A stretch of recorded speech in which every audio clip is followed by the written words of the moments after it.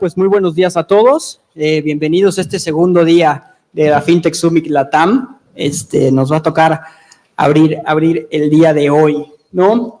Con el panel denominado Innovación en herramientas de pago creadas por bancos y FinTechs. El día de hoy, como va a ser esta plática, vamos a presentarnos un poquito, vamos a tener unas preguntas directas a nuestro panel. Posteriormente les voy a dar la palabra al público y cualquiera que esté en la transmisión, en el live feed sin ningún problema. Y posteriormente Doc nos va a presentar el Power Business Case y así cerraremos el día de hoy. Mi nombre es Miguel Bernal, yo soy abogado, trabajo soy socio del despacho Estudio Legal Bernal, dedicado al área financiera y bancaria, específicamente en mi área. Al lado de mí está Antonio Peláez Díaz, es el actual CEO y cofundador de DAP, la carretera de pagos móviles de México. Asimismo, y desde hace 13 años, ha sido el CEO y cofundador de Kite Ideas, una agencia de publicidad y creatividad que innova en la manera de hacer negocios. Antonio, siendo fiel a su espíritu emprendedor, fue founder y CEO, entre otros emprendimientos, como Digital Group y Afuerita.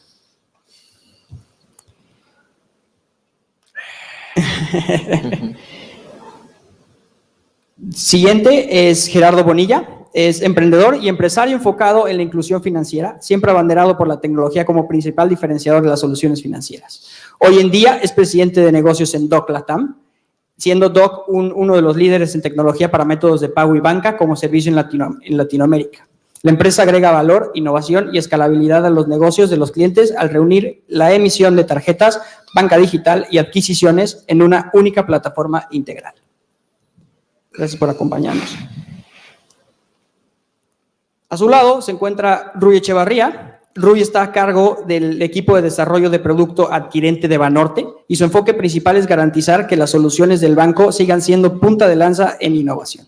Su trayectoria profesional de más de 25 años y cuyo objetivo ha sido contribuir a la reducción de la brecha financiera y tecnológica, lo ha llevado por diversas empresas, incluyendo Telmex, Sorteo Games, Oracle y Kiwi. Y por último, pero no menos importante, está José Luis López Amador, que es CEO y cofundador de Finerío. Estudió su pregrado en Ingeniería Industrial y de Sistemas en el Tecnológico de Monterrey, así como una maestría en Ciencias Económicas. Cuenta además con un MBA en Finanzas en la University of Notre Dame, Francia. Trabajó con la Oficina de las Naciones Unidas en su conferencia sobre comercio y desarrollo. Luego trabajó con varias organizaciones y startups de Portugal, Suiza, Sudáfrica, Japón. Después se desempeñó como consultor senior para Deloitte Consulting México, donde fundó la práctica de FinTech junto con su actual socio cofundador. De ahí es que se le ocurrió la idea de comenzar Finerío para ayudar a las personas a tomar mejor control de sus finanzas.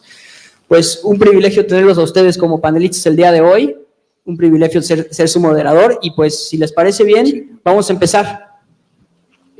Como primera pregunta, creo que debemos de sentar la base, la introducción de este tema en específico. Me gustaría preguntarles a todos, ¿cuáles son los principales factores a considerar al desarrollar una solución de medios de pago? ¿A quién sea? Si quieres, adelante, José Luis. Sí, nosotros vamos a hablar mucho de la perspectiva de Open Banking, ¿no? Porque es en lo que nos estamos enfocando y dentro de Open Banking hay una parte que se llama Payment Initiation. Payment Initiation es poder hacer pagos en una plataforma, puede ser una fintech, un banco, etcétera, como si fuera la banca en línea del mismo banco, ¿no? Entonces, para cuestiones de Payment Initiation, lo más importante que hay que tomar en cuenta al crear una nueva solución es cuál es el propósito de Payment Initiation. En cada país se puede utilizar de maneras diferentes. Puede ser pagos entre personas, pagos a comercios, pagos masivos, domiciliación de pagos. Entonces, dependiendo de los casos de uso de que se le quiera hacer Payment Initiation, tiene que ser la manera en que se conecten las APIs, etcétera, ¿no? Ahora, la segunda parte es la tecnología, ¿no?, que se utiliza. O sea, muchos medios de pago en ciertas partes del mundo no funcionó porque la tecnología es difícil de implementar o a veces hay una normativa que te pide que hagas una tecnología, pero la normativa no está bien hecha. En el caso de Payment Initiation, pues hay muchos países y regiones que han creado normativas, ponen estándares, pero los estándares no están claros. Entonces, la implementación cuesta a veces billones de dólares, ¿no? Crearla, ¿no? Y también otra parte que hay que considerar es el costo-beneficio, ¿no? Para muchas cuestiones de Open Banking, en muchas regiones del mundo se está pidiendo, ¿no? Que Payment Initiation sea totalmente gratis, ¿no? Porque ayuda a la inclusión financiera, reduce los costos. Entonces, con Payment Initiation lo que haces es conexiones de API de un banco a API de otro banco, o una API de una fintech a API de un banco.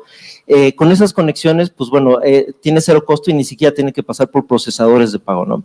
Pero la cuestión en muchas veces en estos casos es que aún sí hay un costo de operación de estas apps. Y como no se puede cobrar, los bancos y las instituciones financieras pues no tienen incentivos de seguir creando cosas alrededor de estos sistemas de pago, ¿no? Entonces, como no se construye más infraestructura alrededor de estos sistemas de pago, pues no se crean, no se habilitan todos los casos que se pueden habilitar, que si en un caso que se pudiera cobrar por este sistema de pago, ¿no?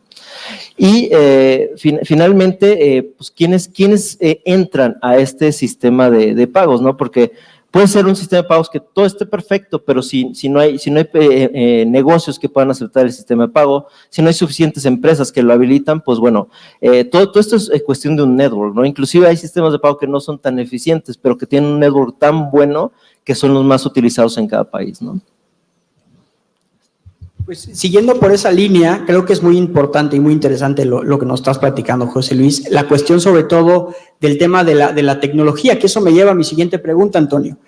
¿Cuáles son las tendencias a mediano plazo en las cuales se deben enfocar compañías que funcionan como habilitadoras de pago y transacciones para atender las necesidades del consumidor y de los merchants en sí mismo también? Hola a todos. Yo creo que voy a contestar esa con un poquito de la anterior, porque creo que se complementa muy bien, que es, o sea, ¿qué tienes que tomar en cuenta para abrir una empresa de soluciones de pago? Yo lo que te diría es, y que va de la mano acá, es, uno, innova. O sea, si vas a hacer lo mismo que hacen todos, no lo hagas, ¿no? Entonces, a ver, y se vale hacer lo mismo, pero ¿cuál es tu propuesta de valor distinta, no? Y eso es lo que me lleva a lo otro, que es que siempre seas una empresa orientada en producto.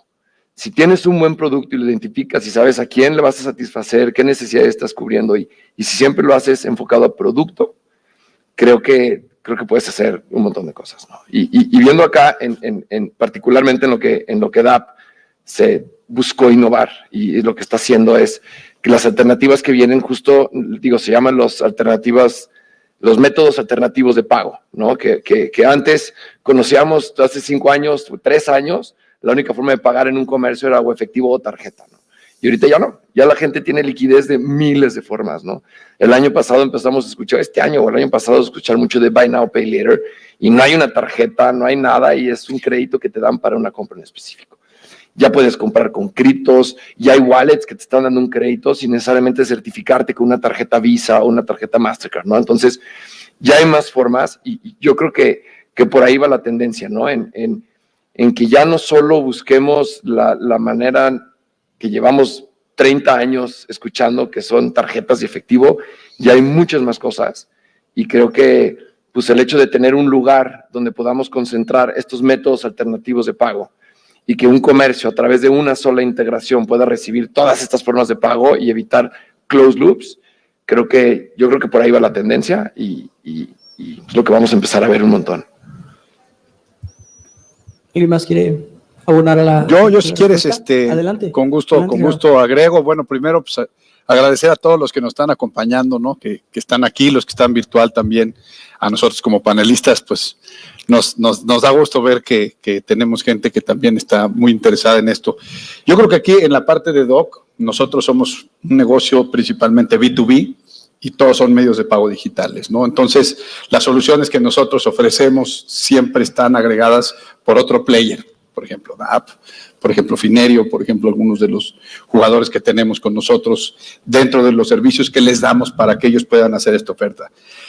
La bandera, y poniendo lo que decían ahorita Toño, es la inclusión financiera, ¿no? Tiene que haber oferta, tiene que haber diferentes medios para poder lograr esa inclusión que nosotros estamos buscando.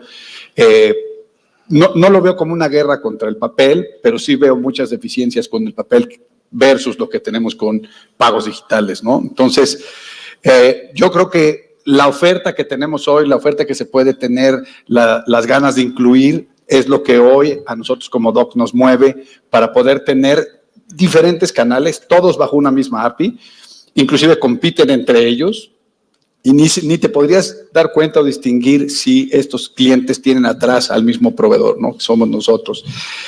En nuestro caso, hoy esto empieza a romper barreras increíbles, toda esta digitalización, y rompe barreras de tiempo y de espacio, ¿no? Actualmente ya estamos con la parte de Brasil, que adquiere nuestra empresa que se llamaba Cacao aquí en México, y ahora como DOC, una integridad, empieza a haber un fluido de proyectos que vienen de Brasil hacia México, México hacia Brasil, México hacia Colombia, México hacia, en fin, estamos ahorita en 6 países ya, y creo que esto que decía Toño, yo también creo que tiene que haber una diversidad de pagos. Nosotros también habilitamos programas con diversas formas de pago, y bueno, pues el apoyo de nosotros para poder tener toda esa creatividad, esa innovación que nos va a llevar a poder llegar a una inclusión en México, y ya más adelante les platicaré lo que traigo en la otra presentación, pero sí es parte de nosotros la visión de tener diversas formas de pago y llegar a incluir digitalmente. Mira, Gerardo, qué interesante, porque el tema también muy importante aquí es la cuestión de las integraciones y encontrar partners en el tema específico para integrar y ofrecer productos que realmente consuma el merchant y que consuma también el consumidor final, ¿no? Entonces creo que eso también me puede llevar a una siguiente pregunta, estimado Rui, si quieres participar en esta, claro. Es ¿cómo se ha acelerado en estos últimos años estas propuestas basadas en APIs y cómo crees que van a evolucionar a mediano plazo? Sí, mira, yo creo igual retomo esa primera pregunta de cuáles deben ser los elementos, y creo que si bien las ideas de cómo se aterrizan, pues ustedes son los expertos, no debemos perder como ecosistema que siempre debemos tener seguridad, la primera, disponibilidad y eliminar la fricción. Eso es conceptualmente lo que en el medio de los pagos debemos buscar. Entonces, ¿qué hacen los APIs? Justo eliminan esa fricción para que instituciones que somos mucho más, pues mucho más lentas, mucho más difícil que cambie como los bancos, pero que tenemos la responsabilidad de darles los servicios, muchos servicios a las fintechs, les permitimos jugar muy rápidamente. Eliminamos esa fricción de integración inicial a través de los APIs. Y eso es lo que están haciendo, ¿no? O sea, si nosotros tenemos plataformas estandarizadas que nos permitan que diversos sistemas operativos, diversas maneras de comunicarse, se puedan comunicar con nosotros y no les tengamos que dar, es que esta es la única manera y es la tecnología que tienes que utilizar. Y esos APIs es lo que nos permiten, ¿no? Que los desarrolladores, en lugar de tardarse 6 meses antes en integrar algo, en un par de semanas o en un par de días, puedan estar ya jugando, tengan acceso a los sandbox, que son herramientas que además les permiten equivocarse sin ir a echar a perder nada, y que puedan tener pues estas propuestas en el mercado. La otra parte es la disponibilidad. Entonces, ustedes, una vez que tienen esa eliminación de la fricción de entrada, entonces se puede tener disponibilidad hacia ciertos sectores, ¿no? No es lo mismo tener que crear una solución que tenga que cumplir para todo mundo, cuando yo puedo a través de APIs empezar a jugar con soluciones cada vez más personalizadas y que pueda yo llegar a segmentos que creen comunidades. Creo que también ahí es una de las, crear ecosistemas particulares, y no solo a nivel país, ¿no? Sino ya a nivel regional, a nivel cultural, a nivel social, a nivel, es más, hasta poder llegar a universidades, ¿no? Que podamos ofrecer una solución específica para una universidad en particular. Entonces, eso es donde tenemos que empezar a jugar con esa creo que esta fricción y ese juego de las integraciones y de las fintech para acelerar este proceso es un segue muy, muy interesante para lo que puede venir siendo mi siguiente pregunta. Hoy platicamos del everything as a service, ¿no? Payments as a service, fintechs as a service, everything as a service, ¿no? Entonces, creo que esta pregunta puede ser muy atinada. Te la hago a ti, Gerardo, tú sobre todo, Doc, se enfoca mucho al B2B. ¿Cómo ves el desarrollo de esta vertical de los everything as a service? Sí, bueno, sí, yo creo que ese es el logo de nuestra empresa, ¿no? As a Service. Inclusive ayer teníamos un town hall donde alguien soltó que Revolution as a Service, ¿no? Que es revolucionario lo que estamos haciendo aquí en Doc, y creo que todos los que estamos aquí sentados también vamos por ahí, y que desde un API exactamente es donde tú puedes prestar esta infraestructura, este servicio, para que ese tercero que se va a comunicar, que se va a conectar, pueda tener toda la creatividad del mundo, tenga una integración muy fácil y puedan empezar a generar producto que puede empezar a generar inclusión. Yo creo que esa es la cadena mágica de cuando hablamos as a service. Es detonante. O sea, en México tenemos una enorme ausencia de servicios digitales o de aceptación de servicios digitales de la población, y donde vamos todos nosotros es ver esa gran oportunidad del 50%, más de un 50% que podemos atender. El hecho de hacerlo as a service, para nosotros implica eso, tiempo y velocidad. Nosotros podemos, a través del API, poder digitalizar muchísimo más programas, y estos programas a su vez empezar a hacer toda la parte de inclusión o de ofrecimiento de servicios digitales a través de nosotros. Nosotros en Doc tenemos más de 1000 endpoints, digamos, dentro del API, si lo vemos así, es como un tubo, y adentro de ese tubo van muchos cablecitos que son funcionalidades, esos son los endpoints. Contamos con más de 1000, tenemos la parte de acquiring as a service, también hacemos toda la parte de adquirencia, la ponemos al servicio de los clientes para que ellos sean los rockstars que van a estar creando producto dirigido para ciertos segmentos o para cierto público, y que han tenido mucho éxito. Así lo tuvimos también en Cacao. Tenemos la parte de emisión, emitimos todo tipo de productos, crédito, débito, prepago, todo as a service. Inclusive en Brasil tenemos un producto que es Credit as a Service Full, donde te damos en el API y en la caja una solución completa, inclusive regulatoria, inclusive de underwriting. Nosotros tenemos un grupo de financieras que están dispuestas a meterse en esos proyectos de crédito con unos scorings muy interesantes, y entonces se lo damos en una caja completito, ¿no?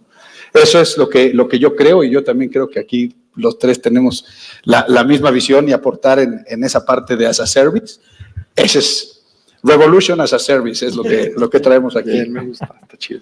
Sí, totalmente. Y ahora no quiero hacer no es un giro de 180 grados, pero quiero hacer una vueltita, porque hay un tema muy interesante hablando de tendencias, de lo que se viene el día de hoy.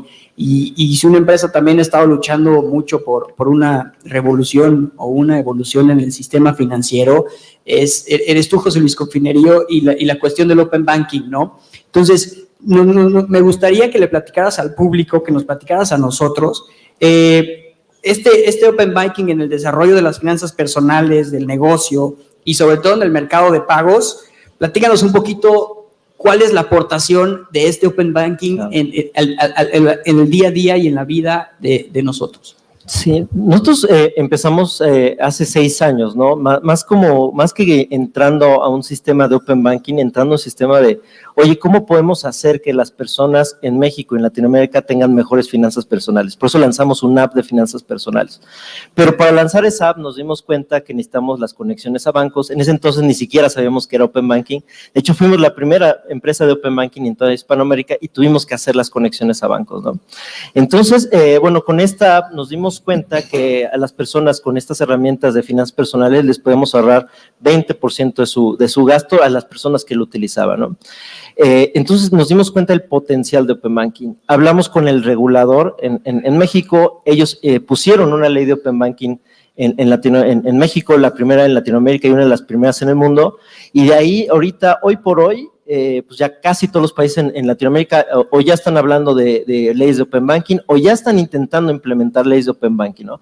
Porque una tendencia que está pasando interesante es que, por ejemplo, en Brasil, ya que ya se creó la ley de Open Banking, ya se está implementando, y ahorita con las cuestiones de pagos ya hay más de 1,000 millones de API calls por mes, ¿no? Pero hay países donde inclusive no hay una ley de Open Banking y los mismos bancos oye, yo me quiero adelantar a una ley de Open Banking para desarrollar la infraestructura y que sea más conveniente, ¿no? Porque a veces las leyes de Open Banking pueden o no ser buenas, ¿no? Depende cómo se diseñan, ¿no? Entonces, con Open Banking, bueno, la primera parte de Open Banking son datos, ¿no? Los datos, tú obtienes los datos de diferentes fuentes financieras y con estos datos, pues tú le das una visión general a la persona, ¿no? Entonces, la persona es la dueña de los datos y decide a quién compartir, ¿no? Y con esto tú puedes tomar mejores decisiones financieras, puedes hacer scores crediticios cuando antes no se podía, puedes tener perfiles de usuario mejores, o sea, se pueden habilitar muchas cosas, ¿no?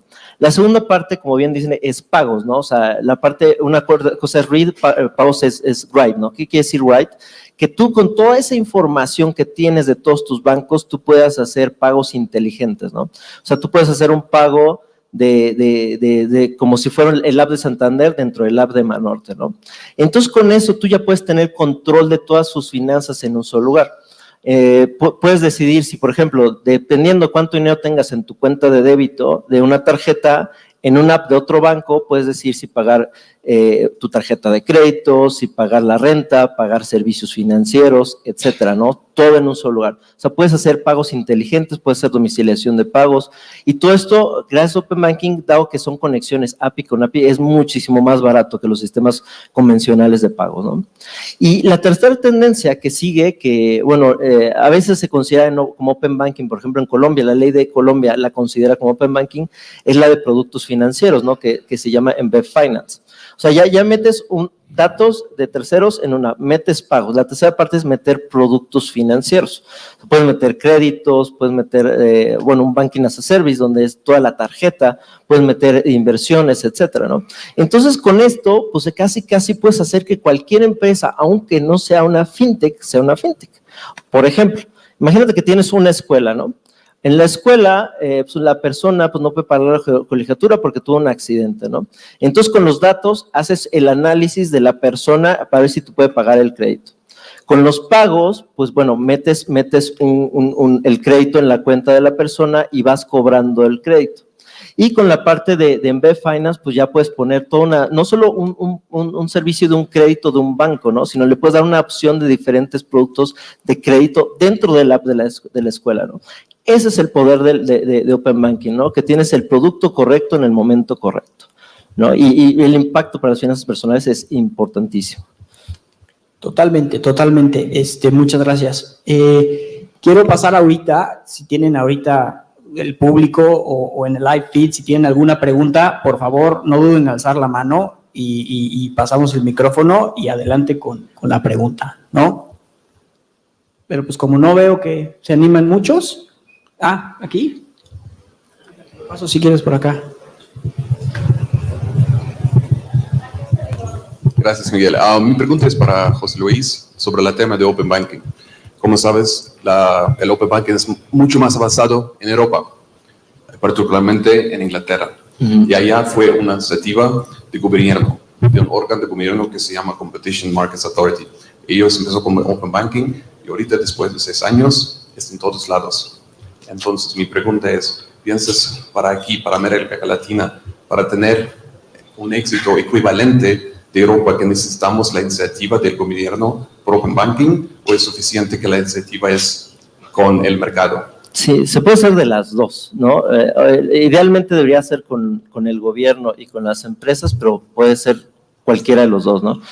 Hablando de lo que se hizo en Inglaterra y lo que se hizo en Europa con la PSD2, aunque es exitoso y es muy bueno, como fue la primera del mundo, hay cuestiones que se pueden hacer mejor, ¿no? A veces uno piensa que porque se hizo en Europa fue la mejor manera de utilizarlo, ¿no? Y cuando se piensa de las leyes de Open Banking, todo el mundo copia, ¿no? O sea, copia lo que se hizo allá.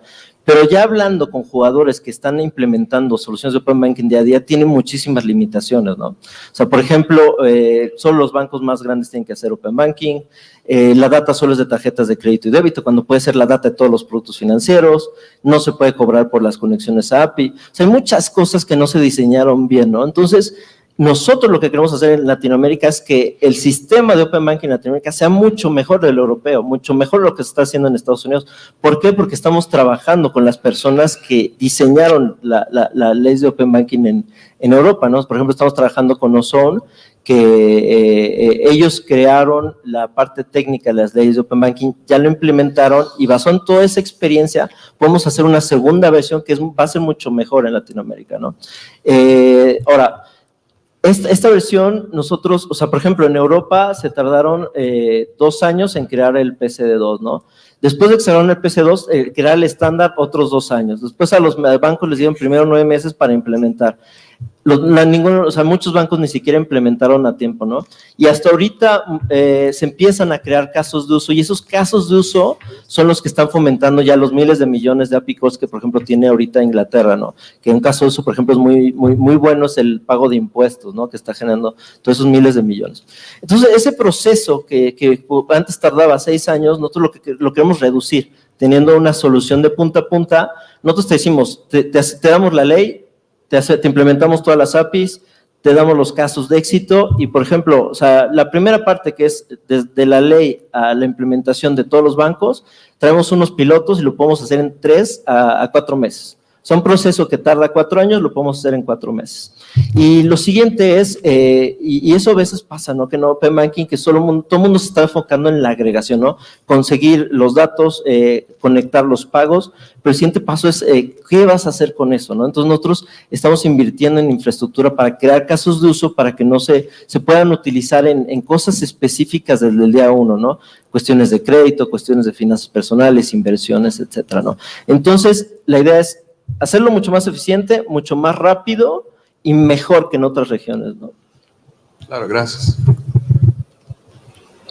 Por acá creo que teníamos alzada la mano, no sé si podríamos pasar el micrófono, perdónenme. Hola, ahí sí. Adelante. Hola, ¿qué tal, José Luis? Gracias por la presentación. Voy a repetir acá al speaker quizás, pero mi pregunta es, todo lo que están presentando era bastante enfocado en las personas.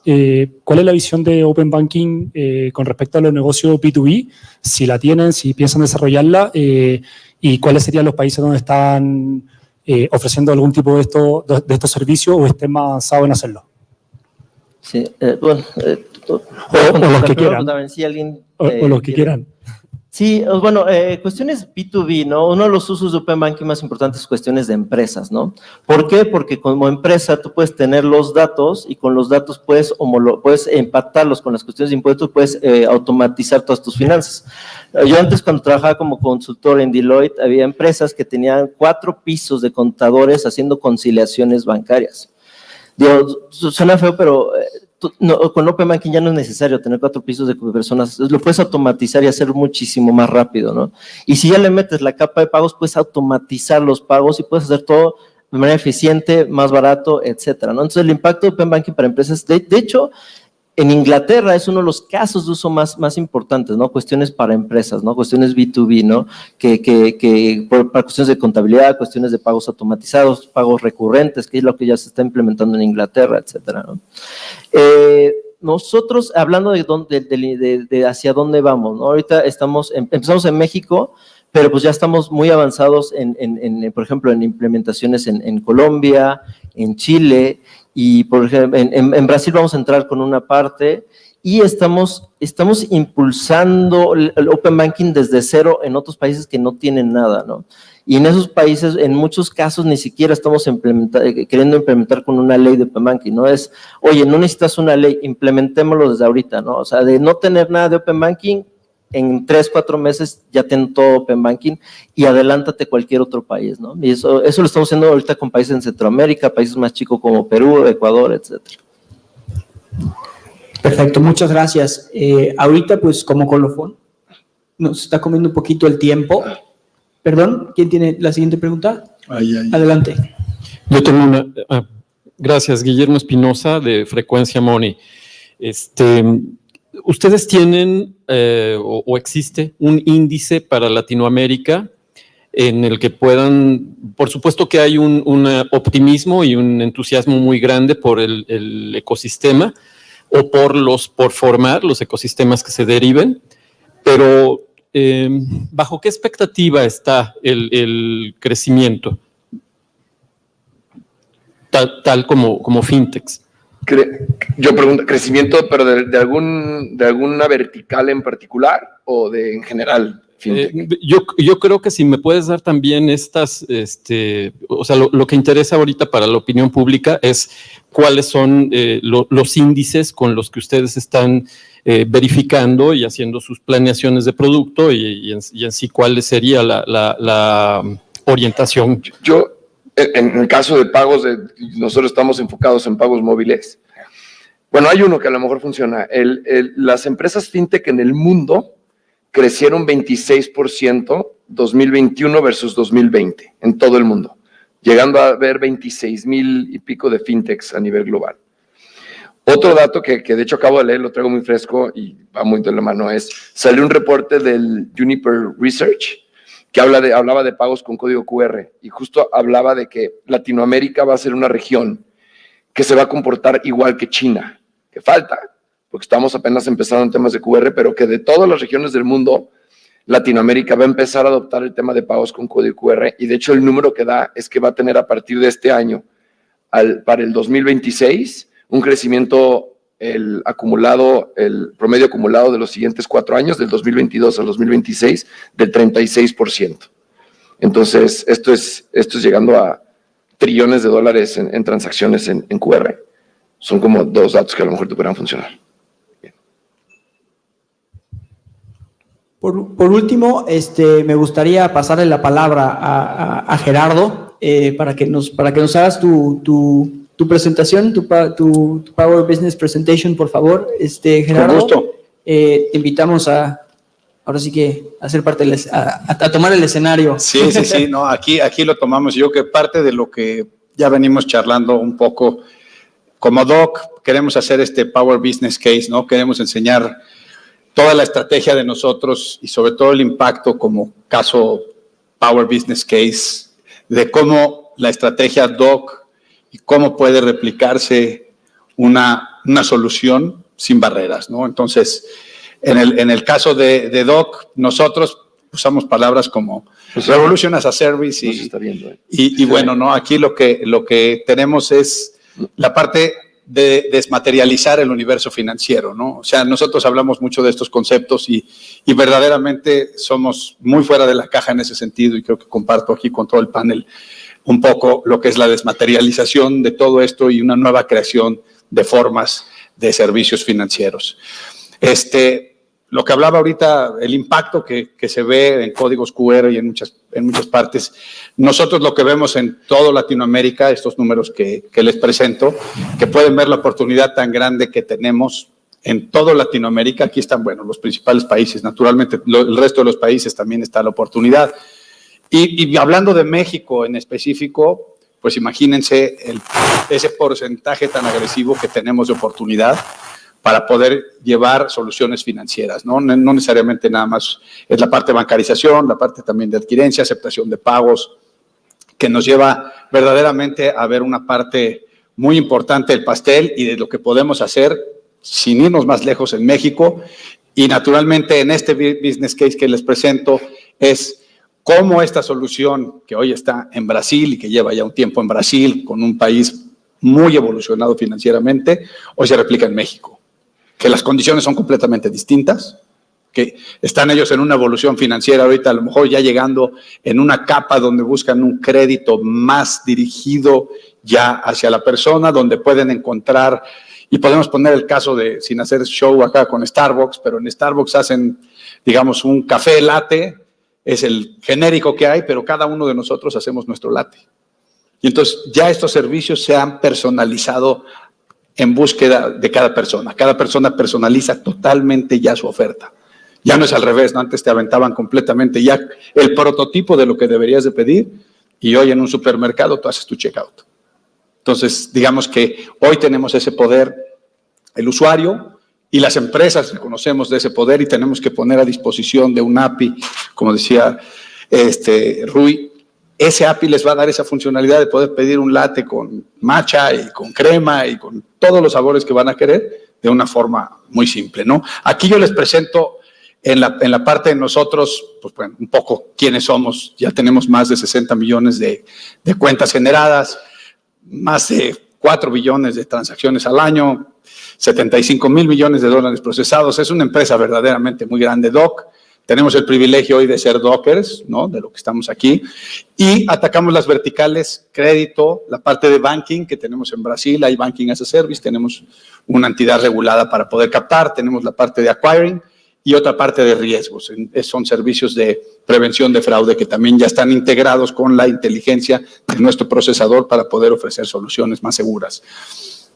Aquí les pongo un ejemplo de uno de nuestros clientes y lo pongo aquí con Tribal. Y la idea de presentarles esto es para poder tangibilizar lo que hicimos. Tribal era un cliente aquí en México. Este cliente son créditos corporativos. Tropicalizaron ellos un modelo de Estados Unidos a México, primer brinco.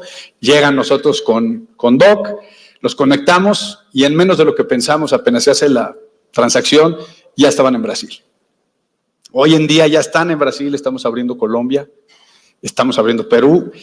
Y lo increíble de lo que podemos nosotros presentar en esto, con este use case, es cada país tiene una legislación completamente distinta, increíblemente distinta, algunas empiezan a ser parecidas, y lo que hacemos en Doc es cómo tropicalizamos esta oferta, este API, esta solución tecnológica para que estas empresas geniales, todos los clientes que tenemos o todos los que estamos aquí participando, puedan tener una funcionalidad estándar en un API, pero un ofrecimiento tropicalizado para cada país.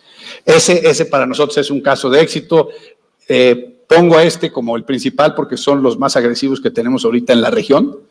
Inclusive ya tenemos bancos brasileños que vienen con nosotros a México con soluciones financieras.